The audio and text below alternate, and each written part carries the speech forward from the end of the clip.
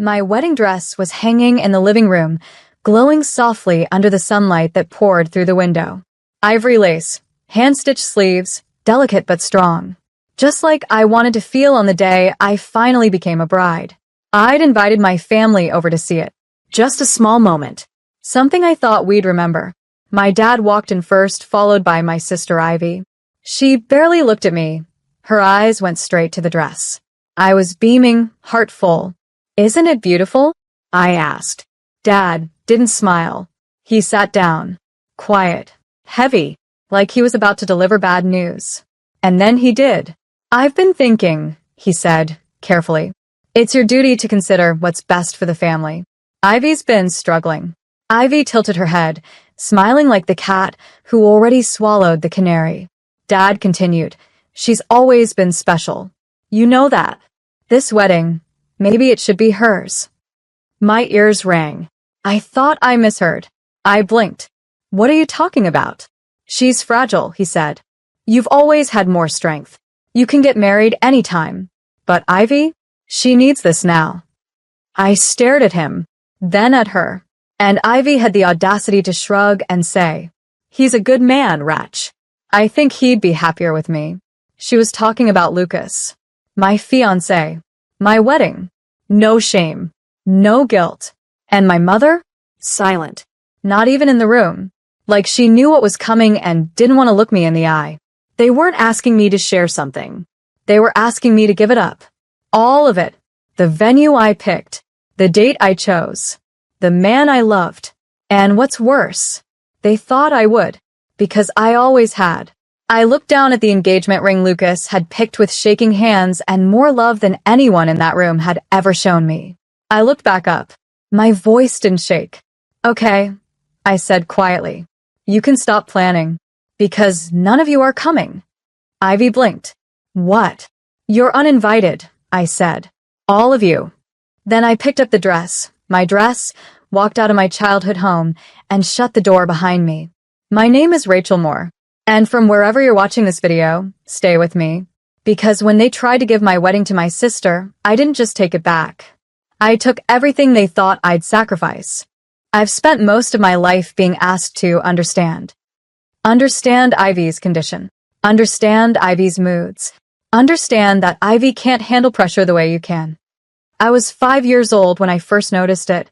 Ivy had a meltdown in the grocery store because they were out of the cereal she liked. She screamed, kicked the cart, threw herself on the floor. My mother turned to me and said, "Rachel, can you be a big girl and let her have your snack too? You know she's sensitive." That's what I was raised to be, the big girl. The one who gave up proportion. The one who didn't complain. The one who understood. When Ivy didn't want to share a room growing up, I was moved to the attic. When she failed her driving test, they blamed the instructor. When she dropped out of college after 2 semesters, my parents paid for her wellness retreat with the money I had been saving for my first apartment. I didn't protest. Not once. Because every time I tried, I was told the same thing. "It's not her fault. She's delicate. You're strong. She needs more support than you do." And I believed it. I really did. I bent. I adjusted. I minimized my own wins so they wouldn't outshine her. When I got into grad school, my parents asked me not to post about it. It might make Ivy feel like she's falling behind. So I didn't. I celebrated quietly. Alone. When Ivy's Etsy shop failed, I helped pay off her vendor debt. When she totaled her car, I co-signed a lease for a new one. When she wanted to move to LA to find herself, I let her crash in my apartment while she figured things out. She stayed for 8 months, didn't pay rent once, used my skincare, took my clothes, flirted with my coworkers. But I was always reminded she's family. She's special. She didn't mean it. So when my dad asked me to hand her my wedding, my fiancé, my joy, I shouldn't have been surprised. They'd trained me for that moment my entire life. And I almost did it. Out of reflex. Out of habit. Out of guilt. But something about the way Ivy smirked, the way she sat there, already imagining herself in my dress, woke something up in me. A voice I hadn't heard since childhood. And it said, "You've given them everything. This time, Keep something for yourself. Lucas didn't say a word when I told him. He just sat across from me on the couch, hands steepled, jaw tight, as I repeated the words my father said. It's your duty. Ivy's special. Give her your wedding. And then I added Ivy's part. He'd be happier with me anyway. Lucas blinked, slowly, like he was trying to process whether he was angry or just disgusted. Then he said, "Did they forget I was part of this wedding?" I shrugged. "I think they never thought of you as a person, just part of the package." He leaned forward. "Rachel, I love you. I asked you to marry me. I don't care what they think." "I know," I said softly. But it wasn't about what Lucas thought. It was about what they never did. The next few days felt like slow-motion freefall. Ivy posted a photo on Instagram. Her in my wedding dress. My dress. Captioned, "Trying something new. Manifesting what's meant to be ring sparkles." It wasn't just cruel. It was calculated. She had no shame. She truly believed she could have whatever she wanted because she always had. And then the messages started. My aunt texted, "Can't you just let her have this one moment? She's struggled her whole life." A family friend commented under my engagement photo, "Weddings come and go, but sisters are forever. Be the bigger person, Ratch. Be the bigger person." I could write a book called That Phrase Killed Me. Even my mother, who hadn't spoken since the whole thing began, called me one night and said, "You know Ivy doesn't cope well with disappointment. Please don't escalate things." Escalate things? I just uninvited them from my wedding after they tried to hand it to my sister like a spare piece of jewelry. But that was the pattern, wasn't it? Me protecting Ivy from pain. Me being reasonable. Me giving up and giving in. And all the while, no one noticed I was grieving the loss of my own joy. My own ceremony. My own family. They didn't see me crying in the bathroom. Or how I returned the original invitations in silence. Or how I told the florist to put the order on hold, without a refund. They were blind to my joy because they never thought I was entitled to it. And that was when the rage cooled. And clarity took its place. I wasn't going to yell. I wasn't going to argue. I was going to disappear from their narrative and write one where I was no longer the footnote to Ivy's chaos. 2 days after the Instagram post, I deleted every trace of my original wedding plan. The shared calendar? Gone. The guest list spreadsheet? Wiped clean. The family WhatsApp group? Muted. Then archived. And then I sat at my laptop with a fresh document and typed 2 words. Start over. Lucas sat beside me. No pressure, no questions. Just support. We began reimagining our day, not around what was expected, but around what we actually wanted. A smaller ceremony. Outdoors. Intimate. No crowd of judging relatives. No parents who saw me as a spare part. No sister who thought she could wear my dress and steal my future. We changed the date. Moved the venue to a private estate 2 towns over, one Ivy would never think to look up. We chose a sunset time slot. We rebooked a new photographer. We reprinted invitations with a whole new vibe. But most importantly, we made a new guest list. People who had loved us well. Friends who called to check in, not just to gossip. My mentor from college. Lucas's childhood best friend who once said, "You're the first person who makes him breathe easier." We sent invites directly. No public posts. No mailing list through family. We told guests, "Please don't share. This wedding is sacred." And it was. Not because it was grand, but because it was finally ours. My dress, my vows, my joy, untouched by guilt. I even picked a new song for the walk down the aisle.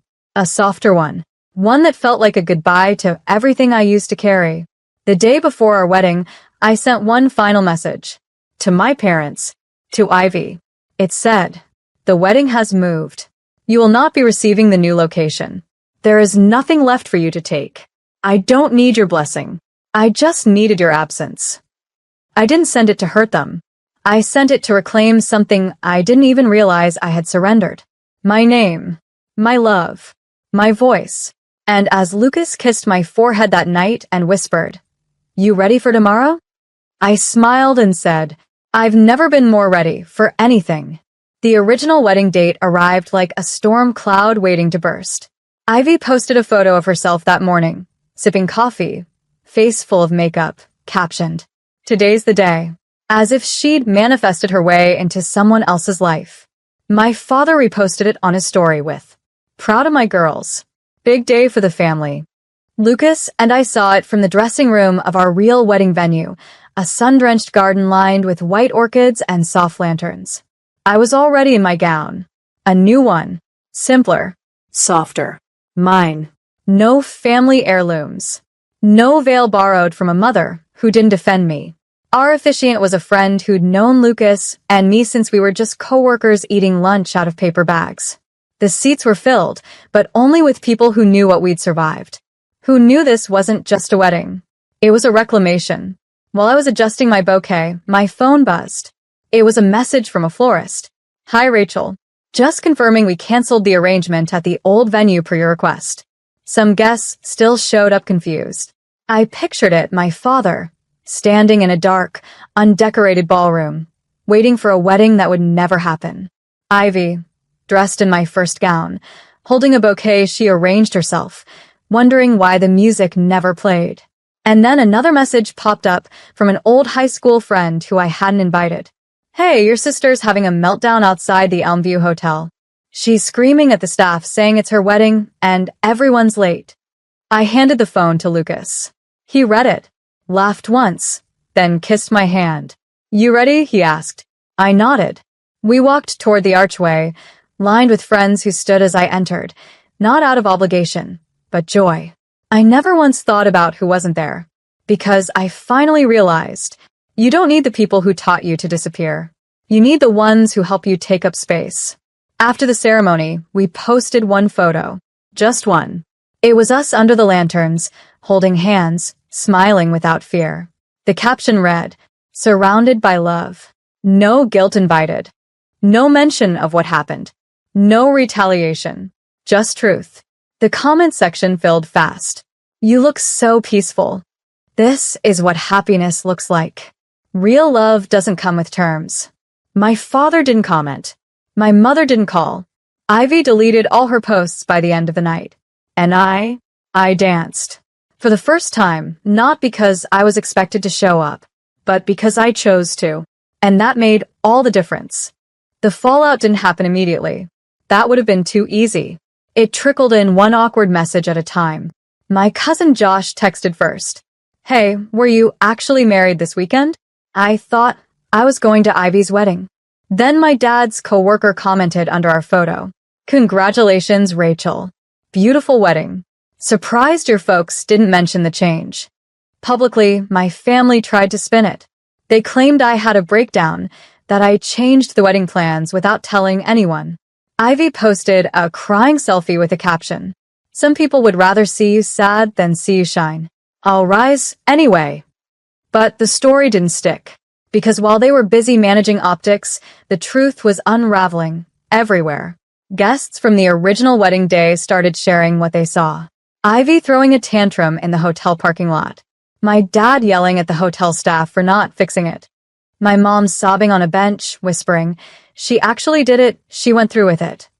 Meanwhile, my real guests were posting joy, laughter, candids, dancing under fairy lights. People noticed. And people talked. Relatives who had once sided with my parents quietly reached out. One aunt messaged me, "I'm sorry. I see it now. I should have spoken up years ago." Even friends of Ivy's started distancing themselves. Screenshots of her messages trying to recruit sympathy were shared in group chats. She stole the wedding. That was meant to be mine. But all anyone could ask was, "Wait, wasn't that her sister's fiancé? She tried to take her man?" The shift was delicious. Not because I craved revenge, but because justice doesn't always need an audience. Sometimes it just needs silence. The kind of silence I gave them when they showed up at the wrong place. The kind of silence I gave them when they realized the power had shifted. The kind of silence they used to punish me turned into my most powerful weapon. Then, one rainy afternoon, Ivy showed up at my doorstep. Makeup smudged, eyes red, dress clinging to her like a ghost she couldn't shake. She held out her phone. "You've ruined everything. I can't go anywhere without people whispering." I didn't move, didn't flinch. She sobbed. "I just wanted to be seen. You always had it together. I didn't know how to be that." For a brief moment, I almost felt pity. Almost. Then I said, "You didn't want to be seen, Ivy. You wanted to take. And you thought I'd let you again." I stepped back and closed the door. Gently. Without a single word more. Because sometimes closure isn't a conversation. It's a door that stays shut. I used to think that healing would look like forgiveness. Like mended ties. Reunions. Smiling family dinners. But I learned that sometimes healing means never going back to the same table where they served you shame and called it tradition. After the wedding, I went quiet online. No long posts. No explainers. Just peace. And it was loud in its own way. Lucas and I spent our honeymoon hiking through forests in silence, cooking meals barefoot in a cabin, making promises without pressure. No parents. No drama. No guilt. Just joy that didn't ask for permission. When we got home, I legally changed my name to Rachel Moore. Not because I didn't value my family name, but because I needed to build something that was mine. Unedited. Untouched. Free. I started journaling again. Then blogging. What began as a quiet online diary turned into something bigger. A digital space for women like me. For the daughters told to be smaller. For the sisters erased in the shadow of the fragile one. I called it Uninvited. Every post was raw. No fluff. No fake empowerment quotes. Just honesty. Posts like, "They didn't ask me how I was. They just asked me to step aside." Love that comes with a receipt isn't love. It's a transaction. Sometimes the strongest thing you can do is shut the door without slamming it. The response was overwhelming. Emails, DMs, women from around the world writing, "You told my story. I didn't know anyone else felt like this." Your wedding post gave me the courage to call off mine. I started getting invited to speak on panels, podcasts, community events. Not as the girl who got walked over, but as the woman who finally stood up. Lucas would listen from the back of the room, eyes warm, never needing to be the center of anything, because he knew I'd had enough of being erased. He'd squeeze my hand and whisper, "There she is." And I'd smile, because for the first time in my life, I recognized the woman everyone was seeing. Not the fixer. Not the giver. Not the sacrifice. Rachel Moore. Unedited. Our first anniversary arrived on a quiet Sunday. No grand plans. No crowds. Just me, Lucas, and the life we built on the ashes of everything they tried to take. I spent the morning planting jasmine in our backyard. The same flower that had lined the aisle at our wedding. It's strange how something as delicate as a petal can remind you of power. Of softness that stood its ground. We didn't go out that night. We stayed in, slow-cooked dinner, played old vinyls, danced in the living room. Lucas held me close and whispered, "1 year, and I'd still choose you in a room full of chaos." I laughed. "Let's not invite the chaos this time." He kissed my forehead. "Deal." Later, as I sat scrolling through old photos from that day, I stumbled upon one I hadn't posted before. Me, walking down the aisle alone. Head high, dress flowing. Sunlight kissing my cheek. No father to give me away. No sister waiting to interrupt. Just me, reclaiming the space I was told I didn't deserve. I posted it with a short caption. "The day I chose myself." Minutes later, a message pinged in my inbox. It was from someone I didn't know. Her name was Maya. She wrote, "I found her blog 3 months ago. I was planning a wedding I didn't even want, just to please a family that never really saw me. Then I read your story. I canceled everything. I thought I'd feel like a failure, but instead, I feel free. Thank you for showing me what choosing yourself can look like." I stared at the message for a long time, because that's what this had always been about. Not revenge, not exposure, not even vindication, but freedom. Freedom from family dynamics that shrink you. Freedom from guilt disguised as love. Freedom from applause that only comes when you're giving more than you can bear. That wedding? It didn't just unite me with Lucas. It saved me. It gave me a door to walk through, one that I didn't have to leave open for anyone who didn't respect it. And now I know this. The most powerful vows are the ones you make to yourself. To stop begging for space. To stop funding your own pain. To stop confusing being the bigger person with being the silent one. They thought taking my wedding would break me. But in the end, it made me whole, because what they tried to ruin became the beginning of everything I was always meant to be.